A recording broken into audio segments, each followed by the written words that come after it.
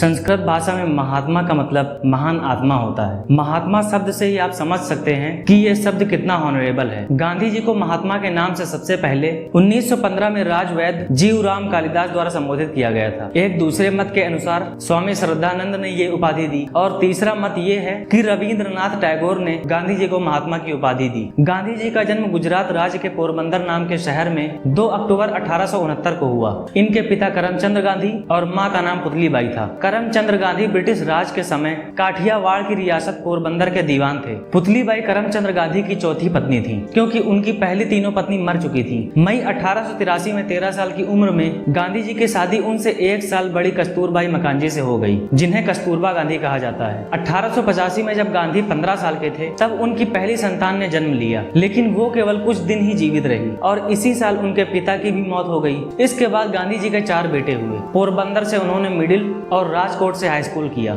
Matric के बाद की परीक्षा उन्होंने भावनगर के सामलदास कॉलेज से पास किया। क्योंकि उनका परिवार उन्हें बैरिस्टर बनाना चाहता था, तो इसके लिए वो 18 साल की उम्र में 4 सितंबर 1888 को लंदन यूनिवर्सिटी में कानून की पढ़ाई करने चले गए। लंदन में वो 3 सालों तक रहे और फिर 1891 में वो भारत वापस आ गए। भारत में आकर उन्हें ये मालूम हुआ कि उनके लंदन में रहने के दौरान ही उनकी माँ की मौत हो चुकी थी। फिर वो अपनी वकालत की प्रैक्टिस के लिए मुंबई चले गए, लेकिन उसमें वो कामयाब नहीं हुए, क्योंकि बचपन से ही वो बहुत शर्मीले थे। तो इसलिए वो अपने विटनेसों से जिरा करने के लिए साइकोलॉजिकल असमर्थ रहे, जिस वजह से उन्होंने बॉम्बे भी छोड़ दिया। 1893 में दादा अब्दुल्ला नाम के एक मुस्लिम व्यापारी ने गांधी जी से कांटेक्ट किया। अब्दुल्ला के पास साउथ अफ्रीका में बड़ा शिपिंग बिजनेस था, क्योंकि जोहान्सबर्ग में उनके चचेरे भाई को एक वकील की जरूरत थी। गांधी जी ने भी इस डील को एक्सेप्ट किया और साउथ अफ्रीका चले गए। उन्होंने साउथ अफ्रीका में अपनी उम्र के 21 साल बिताए और यही उन्होंने अपने राजनीतिक विचारों को बढ़ावा दिया। साउथ अफ्रीका पहुंचने के तुरंत बाद गांधी को अपने रंग और अपने देश के कारण लोगों के सामने भेदभाव का सामना करना पड़ा।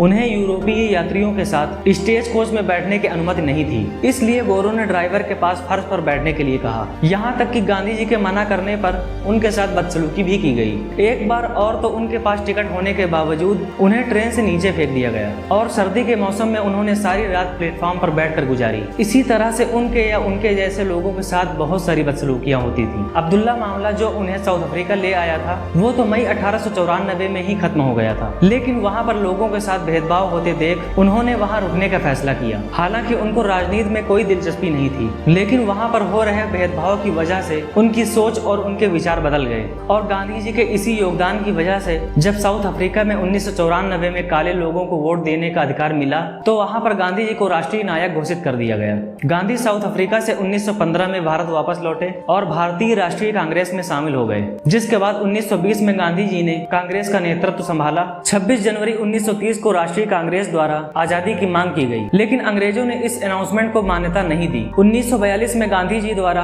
फिर से तत्काल आजादी की मांग पर तनाव बढ़ गया, जिसके लिए उन्हें और कांग्रेस के सैकड़ों नेताओं को कैद कर दिया गया। गांधी जी ने स्वदेशी नीति को शामिल करने के लिए अपने अहिंसक असहयोग आंदोलन को बढ़ावा दिया, जैसे कि विदेशों में बनी हुई चीजें, खास करके ब्रिटिश चीजों का बहिष्कार किया। गांधी जी का कहना था कि ब्रिटिश निर्मित कपड़ों के बजाय सभी भारतीयों को खादी पहननी चाहिए। गांधी जी ने भारतीय पुरुषों, महिलाओं, अमीर या गरीब को स्वतंत्रता आंदोलन के समर्थन में खादी काटने को कहा। गांधी जी ने लोगों से ब्रिटिश संस्थानों और अदालतों का बहिष्कार करने, सरकारी नौकरी से इस्तीफा देने और ब्रिटिश उपाधियों और सम्मानों को त्याग करने के लिए कहा। असहयोग की अपील बढ़ी और लोकप्रियता भी, और लगातार गांधी जी को भारतीयों का समर्थन मिलने की वजह से 10 मार्च 1922 को उन्हें गिरफ्तार कर लिया गया। देशद्रोह का मुकदमा चलाकर 6 साल की कैद की सजा सुनाई गई, लेकिन गांधी जी को फरवरी 1924 में ही रिहा कर दिया गया। उन्होंने 12 मार्च 1930 को दांडी यात्रा शुरू की। हर किसी ने महात्मा गांधी की भारत के लिए अहमियत को पहचाना। बड़े बड़े नेताओं ने उन्हें भारतीय राष्ट्रवाद का प्रतीक बनाया और उनके पीछे चले। किसी ने उन्हें बाबू कहकर पुकारा,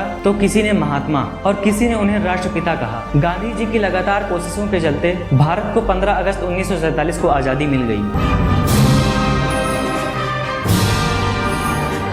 लेकिन आजादी के 6 महीने बाद ही 30 जनवरी 1948 को सीने में 3 गोलियां मारकर गोडसे ने उनकी हत्या कर दी। उनका कहना था कि अल्लाह या भगवान ही सच है और सच्चाई का रास्ता कभी भी हिंसा से होकर नहीं गुजरता। उनका कहना था बुरा मत सुनो, बुरा मत देखो और बुरा मत कहो। उनका मानना था कि हर धर्म एक बराबर है। उन्होंने इंसान को सिर्फ इंसान की नजर से देखा, न कि अमीर गरीब या ऊंच नीच। उनके इन सिद्धांतों के साथ साथ अहिंसा और सच्चाई भी शामिल थी। महात्मा गांधी अपने विचारों के लिए जाने जाते हैं, जिन्होंने नागरिक अधिकारों और आजादी के लिए अंग्रेजों के खिलाफ अपने अहिंसक आंदोलन को जारी रखा। उन्होंने ब्रिटिश शासन से भारत की आजादी की लड़ाई में एक अहम किरदार निभाया। इसलिए गांधी जी आज भी अपने स्वभाव और अपने कामों की वजह से हमारे दिलों और हमारी जेबों पर राज करते हैं और आगे भी करते रहेंगे।